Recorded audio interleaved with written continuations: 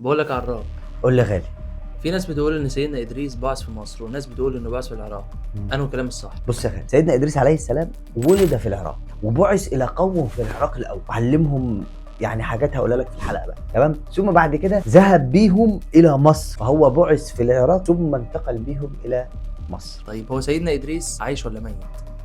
سيدنا ادريس عايش ولا ميت؟ سيدنا عيسى عايش. لا انا بقول لك سيدنا ادريس. عايز تعرف سيدنا ادريس عايش ولا ميت؟ اسمع الحلقه. طب بص اخر سؤال. امم سيدنا ادريس ابو سيدنا محمد ولا اخو سيدنا محمد؟ انت بتسال اسئله تحت الحزام، بس ماشي.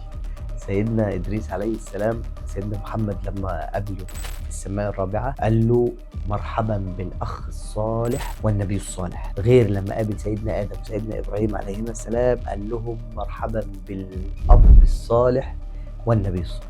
وكفايه كده. سلام.